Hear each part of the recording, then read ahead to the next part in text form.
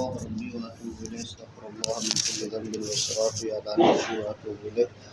ومنها آية الكتمان إن الذين يكتمون ما أنزلناه من البينات إلى الآخر. اگر ہماری گفتگو ہو رہی تھی حجیت خبر واحد میں دلیل اول میں ہماری گفتگو ہو رہی تھی کہ وہ علماء جو خبر واحد کی حجیت کے قائل ہیں انہوں نے اپنی مدعا کے اوپر آیات شریفہ سے استدلال کیا. ان میں سے جو تیسری آیات ہے کہ الآیۃ الثالثہ علی حجیت الخبر الواحد من الآیات میں سے الآیۃ الکتمان.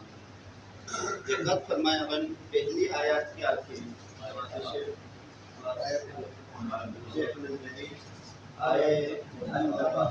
آئے ثانی الآیۃ نفر الآیۃ الثالث کیا ہے؟ آیت کتمان.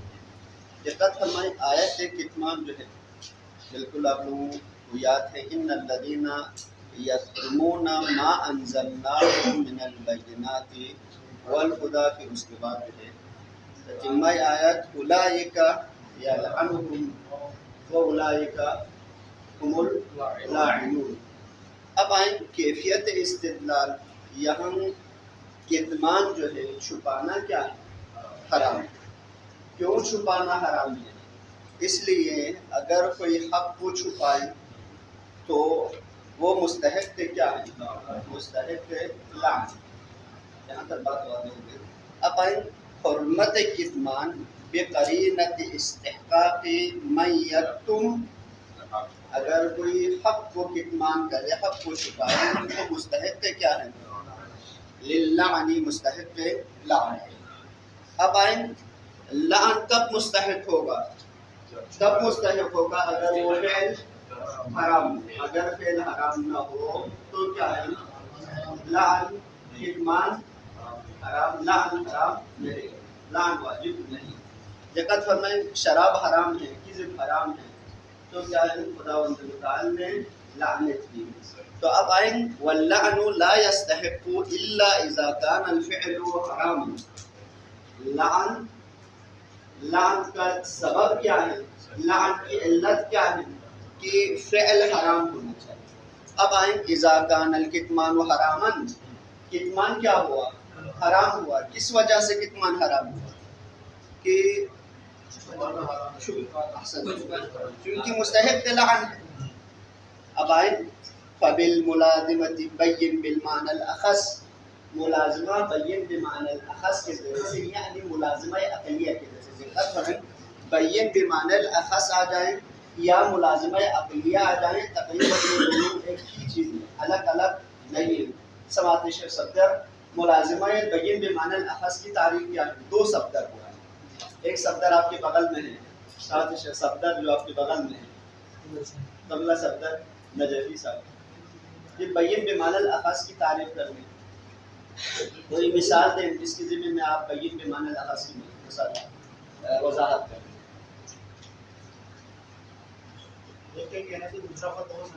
مثلا یہ بھی ایک عرفی ایک مثال دے دیں.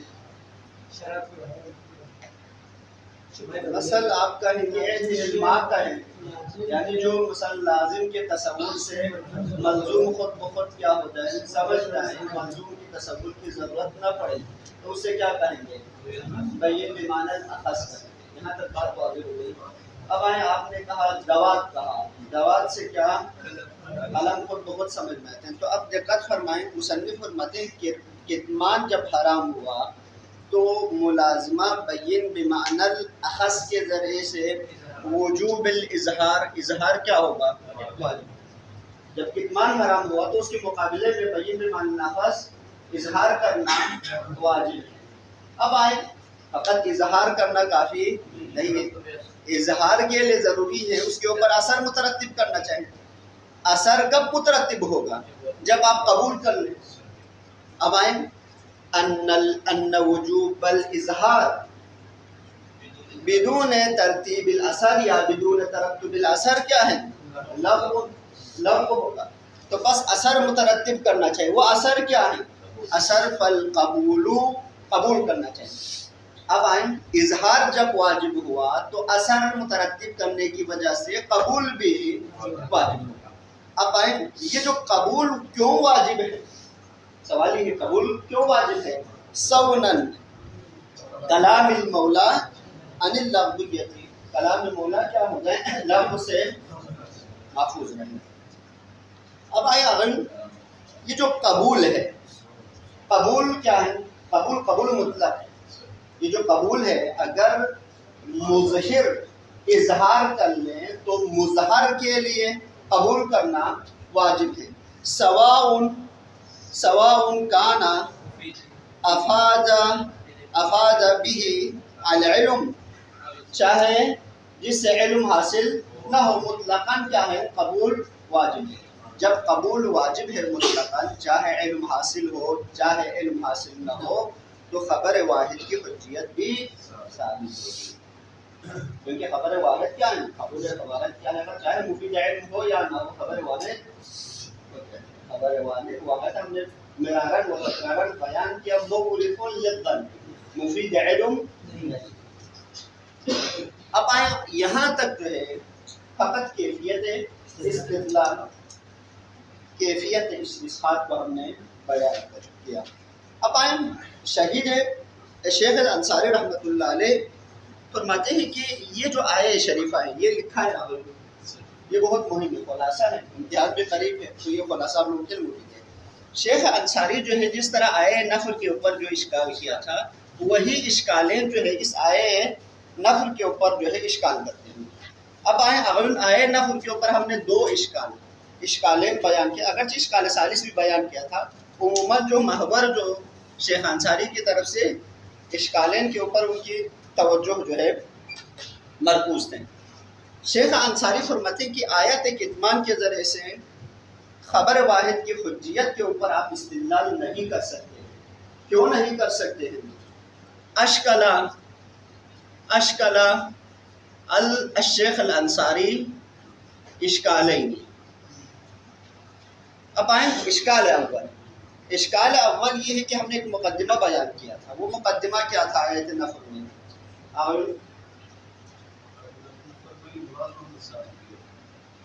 آپ نے کسی چیز کے ذریعے سے وجوب کو ثابت کرنا ہے یا حرمت کو ثابت کرنا ہے، اسی جہت میں مولا مقام بیان کیا. یہاں تک بات واضح ہے. اگر آیہ شریفہ کے ذریعے سے آپ نے وجوب کو ثابت کرنا ہے، مثلا حرمت کتمان یا وجوب نفر کو بیان کرنا ہے یا وجوب حظر کو بیان کرنا ہے، تو آیہ شریفہ کیا آئے گا؟ فی صدد مقام حاضر. مولا جو ہے مقام بیان میں ہونا چاہے کس جہت سے؟ اسی جہت سے جس جہت سے آپ نے حکم شرعی کو ثابت کرنا ہے، یا اسی جہت سے جس کے ذریعے سے آپ نے اطلاق کو ثابت کرنا ہے. تو فرماتے ہیں کہ یہاں جو آیہ شریفہ ہے جس کے ذریعے سے آپ نے کیا ثابت کیا تھا؟ جس کے ذریعے سے آپ نے قبول مطلق کو ثابت کیا تھا، وجوب قبول. تو فرمایا آیہ شریفہ لیس بصدد بیان هذه الجہت، بلکہ آیہ شریفہ اس جہت سے کیا ہے؟ احتمال. یہاں تک بات واضح ہے. اب آئیں جب آیہ شریفہ کے ذریعے سے آپ آیہ شریفہ کے ذریعے سے آپ یعنی اطلاق آیہ شریفہ کے ذریعے سے آپ استدلال کیا ہے نہیں کر سکتے، کیونکہ یہاں کیا ہے جہت اخرى سے جو گفتگو ہو رہی ہے، جہت قبول سے گفتگو نہیں ہو رہی ہے. اب ہم بیان کر لیں گے اشکال ثانی میں کیوں یہاں جو ہے اس جہت سے آپ اطلاق سے تمسک نہیں کر سکتے. اشکال ثانی یقت فرمائیں. اشکال اول واضح ہوا لواون. اشکال اول یہ ہے کہ یقت فرمائیں، دوبارہ ہم بیان کر لیں گے. اشکال اول یہ ہے کہ یہاں جو ملازمہ ہے، ملازمہ بین وجوب حرمت الکتمان و وجوب الاظہار و بین الایجاب القبول. ان دونوں کے درمیان کیا ہے؟ ملازمہ نہیں ہے. کیوں ملازمہ نہیں ہے؟ تو تو ملازمہ کے لیے شرط یہ ہے کہ آئے شریفہ اسی جہت سے مطلق ہونا چاہیے، تاکہ ہم آئے شریفہ کو کیا ہے آئے شریفہ کی اطلاق سے استدلال کر لے، وہ نتیجے میں وجوب قبول کو ثابت کر لے۔ تو فرمایا آئے شریفہ اس جہت سے مطلق نہیں، بلکہ اس جہت سے آئے شریفہ کیا ہے احمال ہے، یا کیا ہے یا اجمال ہے۔ یہاں تک بات واضح ہوئی، تو آپ اطلاق سے تمسک نہیں کر سکتے۔ وہ اشکال ثانی دقت فرمائیں، اشکال ثانی یہ ہے کہ دقت فرمائیں آئے شریفہ جو ہے، بس اس اشکال کے بنا پر جو ہے وجوب قبول جو ہے، وجوب قبول کس کے ساتھ مختص ہوگا؟ جب مطلق نہیں ہوتا وجوب قبول کس کے ساتھ مختص ہوگا؟ ما افاد به العلم کے ساتھ مختص ہوگا۔ ایک اشکال ثانی یہ ہے کہ آئے شریفہ میں کیا ہے قرینہ ہے۔ اگر کوئی یہ اشکال کر لے کہ یہ آئے شریفہ کیا ہے، یہ آئے شریفہ آئے حجیت خبر واحد کے اوپر استدلال نہیں کر سکتے، کیوں؟ کیونکہ یہاں آئے شریفہ میں کیا ہے قرینہ ہے۔ وہ قرینہ کیا ہے؟ قرینہ من البینات والہدی۔ دقت فرمائیں، بینات و ہدی کب ممکن ہے؟ سوال یہ ہے بینات و ہدی کیا کب ممکن ہے؟ جب حق واضح ہو اور حق کے اوپر کیا ہو علم ہو، حق کے اوپر علم ہو۔ تو بس کیا ہے ہمارے پاس قرینہ آئے شریفہ میں کی، یا آئے شریفہ مختص سے ما افاد به علم کے ساتھ، وہ قرینہ کیا ہے؟ وہ قرینہ من البینات والہدی۔ اب آئے اول مصنف رحمۃ اللہ علیہ فرماتے ہیں کہ یہ دو اشکالیں جو شیخ انصاری کی طرف سے بیان کیا ہے، وہ دونوں اشکالیں کیا ہے مردود ہے۔ کیوں مردود ہے؟ فرماتے ہیں اس لیے مردود ہیں کہ ہم شیخ انصاری کی خدمت میں ایک سوال کر لیں گے۔ یہ جو ملازمہ ہے، یہ ملازمہ اب شیخ انصاری نے کیا فرمایا کہ ان دونوں کے درمیان کیا ہے ملازمے تو ثابت ہیں، مگر کیا ہے یہ قبول مختص ہے کس کے ساتھ؟ مختص کس کے ساتھ؟ ما افاد به العلم کے ساتھ۔ دقت میں شیخ انصاری ملازمے کے قائل ہے، ملازمے کے منکر نہیں ہیں کہ حرمت کتمان و وجوب اظہار و بین وجوب القبول مطلق قبول کے درمیان ملازمہ ثابت ہے، مگر یہ قبول مطلق نہیں ہے۔ مستدل نے جو استدلال کیا تھا حجیت خبر واحد کے اوپر، یہ وجوب کیا ہے؟ وجوب قبول ہے، چاہے افاد به علم، چاہے جس سے علم حاصل نہ ہو۔ شیخ انصاری نے فرمایا کہ وجوب اظہار و بین وجوب قبول کے درمیان ملازمے تو ہے، مگر یہ ملازمہ کیا ہے مختص ہے کس کے ساتھ؟ ما افاد به علم کے ساتھ۔ لوجہین، مختص کے اوپر انہوں نے دو دلیل پیش کی۔ دلیل اول اطلاق کے لیے شرط ہے کہ وہ آئے شریفہ جو ہے اسی جہت میں مطلق ہونا چاہیے، یعنی ان الاطلاق کیا ہے مولا مقام بیان میں ہونا چاہیے، اور مقام بیان میں ہو اور کیا ہے بیان نہ کر لیں تو کیا ہے ہم مولا کے مقام بیان سے آپ اطلاق ثابت کر سکتے ہیں، اور اطلاق کے نتیجے میں آپ کس چیز کو ثابت کر لیں گے؟ یعنی قبول کیا ہے مطلق کو ثابت کر سکتے ہیں۔ یہاں تک بات واضح ہوگی۔ اب آئیں مولا کیا ہے مقام بیان میں نہیں ہے، اب آئیں مقام بیان میں نہیں ہے، کس جہت سے مقام بیان میں نہیں ہے؟ ایجاب و قبول، یہاں تک ایجاب و قبول مطلق کی طرف ناظر نہیں۔ وثانیاً فرماتے ہیں کہ یہ جو قبول مطلق ہے، یہ قبول مطلق یہاں ثابت نہیں ہوگا۔ کیوں ثابت نہیں ہوگا؟ اس لیے کہ بقرینۃ بینات والہدی ہے۔ بینات والہدی کیا ہے؟ اس کا لازمہ کیا ہے؟ لازمہ یہ ہے کہ ما افاد به العلم، سامع کے لیے بینات و ہدی سے کیا ہو جائے؟ قطع حاصل ہو، محرز ہو تو کیا ہے؟ تو کیا ہے؟ اس کے باوجود اگر وہ کتمان کر لے تب حرام۔ یہاں تک بات واضح ہو گئی۔ اب آئیں مصنف فرماتے ہیں کہ شیخ انصاری کی خدمت میں سوال کر لیتے ہیں کہ آپ جو ہے وجوب اظہار و وجوب قبول کے درمیان ملازمے کی قائل ہے یا نہیں؟ فرماتے ہیں یقیناً قائل ہے۔ جب قائل ہے تو آیا ملازمہ شرعی ہے یا ملازمہ عقلیہ ہے؟ فرماتے ہیں ملازمہ عقلیہ ہے۔ ملازمہ عقلیہ یعنی یہ جو ملازمہ بحکم العقل ہے، جیسا کہ آپ لوگوں نے ابھی فرمایا بین بمعنی الاخص کے ذریعے سے، جب کیا ہے وہ ملازمہ بین بمعنی عقلیہ ہو تو ملازمہ عقلیہ میں حکم عقل میں اصلاً اہمال و اجمال ممکن نہیں۔ یہاں سے بات واضح ہوئی۔ اخوند فرماتے ہیں شیخ انصاری کی خدمت میں، یا ہم ملازمے کو ثابت تسلیم کر لیں، اگر ملازمے کو تسلیم کر لیں تو وجوب ایجاب قبول مطلق ثابت ہوگا، تخصیص کے لیے کوئی وجہ نہیں ہے۔ یا سوال ثانی، یا آپ ملازمے سے انکار کر لیں، اگر ملازمے سے انکار کر لیں تو یہ دو اشکالات کی طرف اصلا کیا ہے اشکالات کی ضرورت ہی نہیں۔ یہاں تک بات واضح ہوئی۔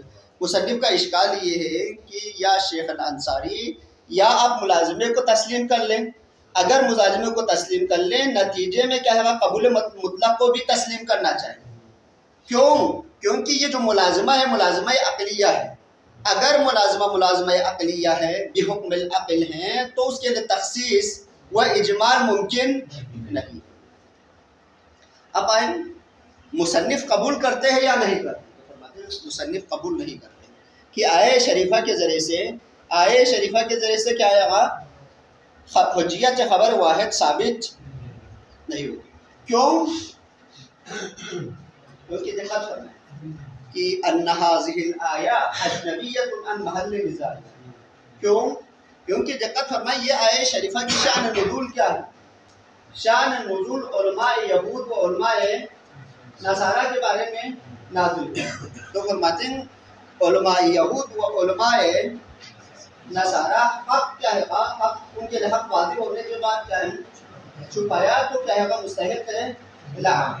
اب آئیں یہاں جو ہے چونکہ جو ہے بس یہود و علماء علامات نبوت کو اگر چھپائیں تو ان کے اوپر کیا ہے مستحق ہے لعن۔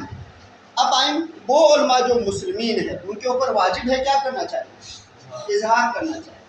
اب یہ اظہار کا واجب ہونا بالنسبت للعلماء، اب علماء کی نسبت جو ہے کیا ہے ان کے اوپر واجب ہے حق کو اظہار کرنا چاہیے۔ یہاں تک بات واضح۔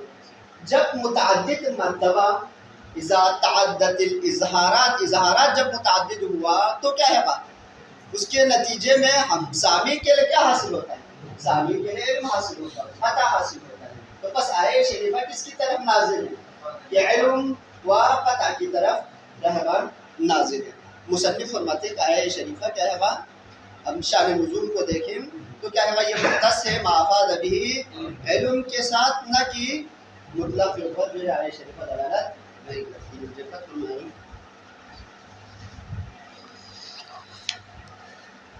ومنها آیت الکتمان، ومنها سے ضمیر کس کی طرف آگئی؟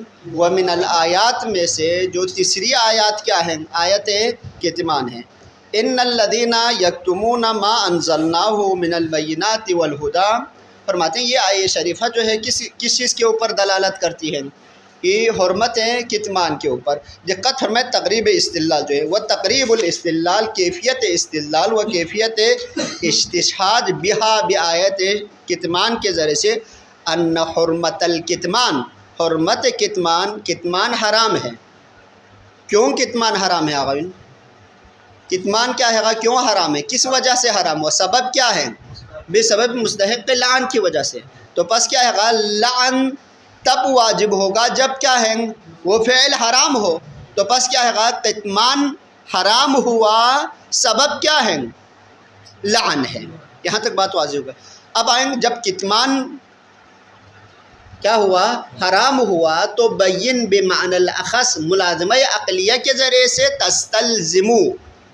تستلزم کتمان الحرمت الکتمان تستلزم وجوب یا وجوبہ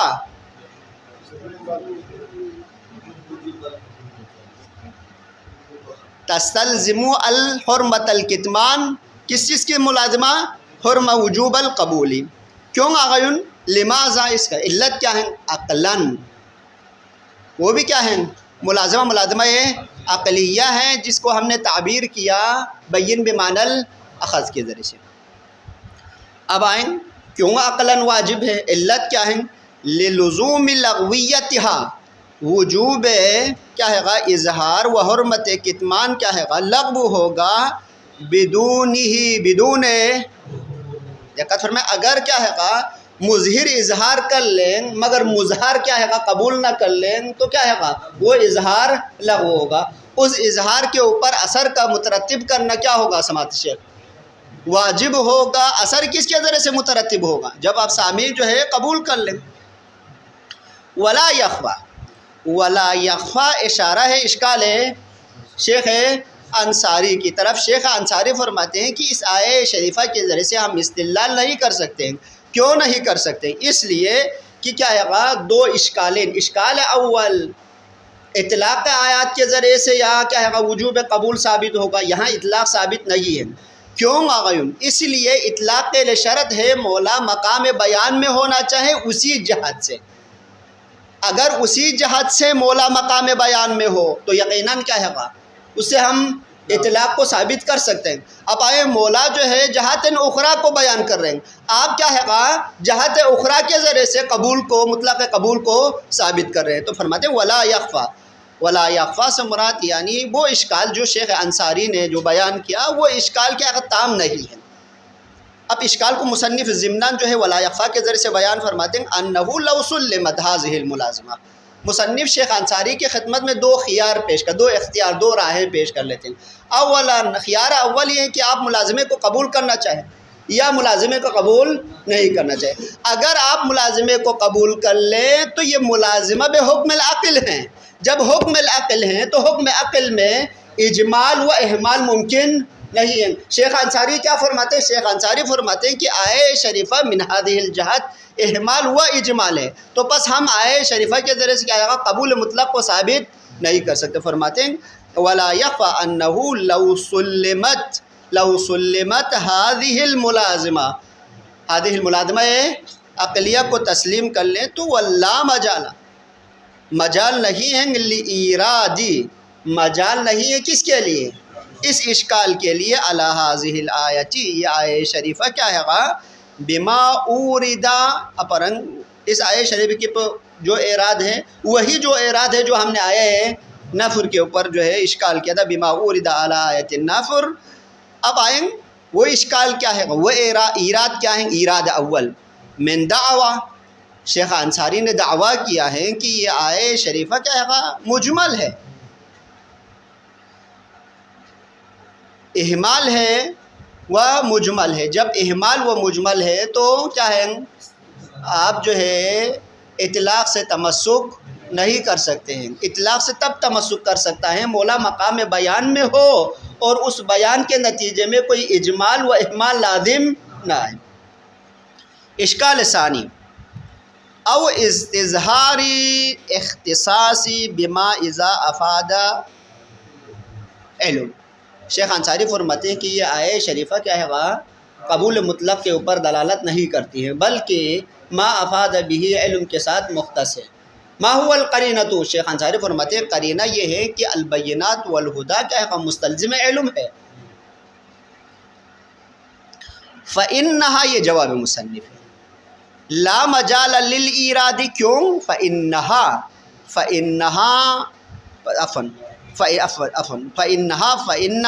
الملازمہ جو ہے تنفیہما سے مراد کیا ہے؟ تنافیہما. فإن الملازمہ تنافیہم الملازمہ، ملازمے کی تنافی ہے. کیوں تنافی ہیں؟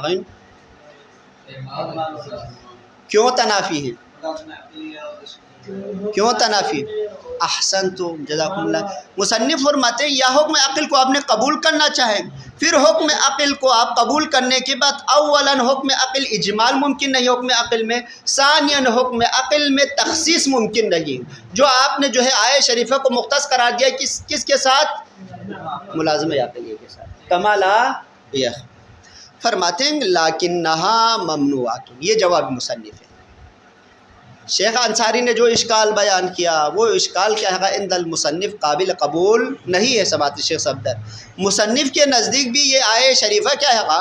قابل قبول نہیں ہے کہ آپ اس آیہ شریفہ کے ذریعے سے کیا استدلال کر لیں، حجیت خبر واحد کو ثابت نہیں کر سکتے. کیوں آگا؟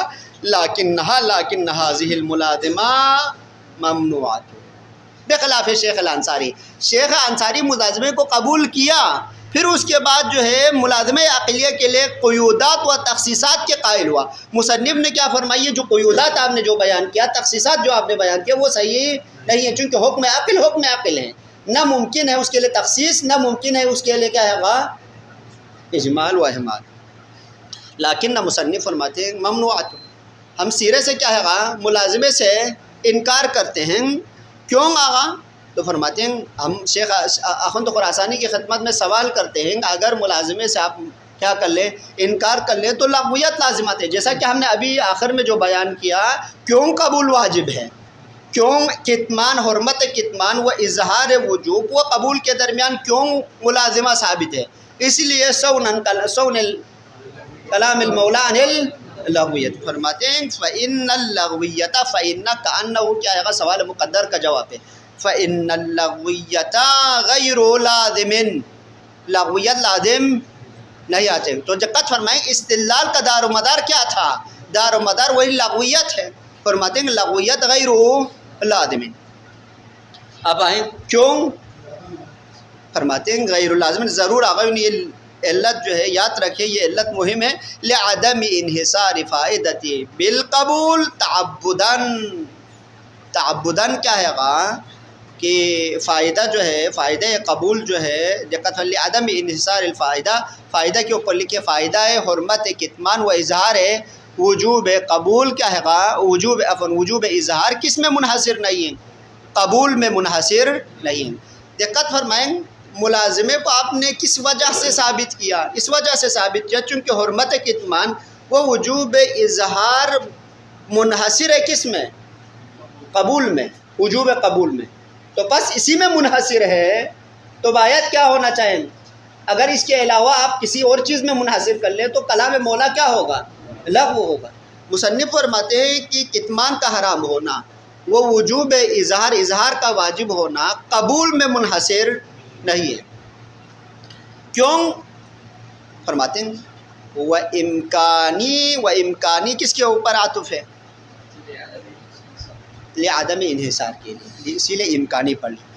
و امکانی ان تکون حرمت الکتمانی لاجل وضوح الحق. یقیناً یہی ہے. شان نزول کو آپ دیکھیں تو یہود و نصارہ کیا ہے اپنی کتابوں میں کیا ہے پیغمبر کے نبوت کے علامات جو ہے واضح ہونے کے بعد انہوں نے حق کو چھپایا. تو فرماتے ہیں بسبب کثرت من کثرت افشاء کا معنی کیا ہے؟ افشاء کا معنی کیا ہے؟ اب سر کو، راز کو فاش کرنا. اب آئیں اس لیے کیا ہے قبول کیا ہے واجب ہے. فرماتے ہیں لعلہ. اب آئیں جب اظہارات متعدد ہوا تو اس کے نتیجے میں کیا ہوگا؟ تو اس کے نتیجے میں آپ کے لیے کیا ہے سامع کے لیے محرز ہوگا، قطع ہوگا. اب آئیں قطع کس کی علامت ہے؟ علم کی علامت ہے. تو پس کہ یہ آیہ شریفہ مختص ہوگا کس کے ساتھ؟ ما افاد بھی علم کے ساتھ. اب اللہ یکون للناس، تاکہ لوگوں پر نہ ہو جائیں لوگوں، اس کا معنی کہ یہ آیہ شریفہ ہے اللہ حجت، تاکہ جو ہے اللہ کے خلاف لوگوں کے لیے کیا ہے کوئی حجت باقی نہ رہے، بلکہ کیا ہے بل کان للہ علیہم علی الناس کیا ہے حجت ہے. ومنها آیت السوال ان اہل ذکر انشاءاللہ کل پڑھ لیں گے. وصلی اللہ علیہ وسلم.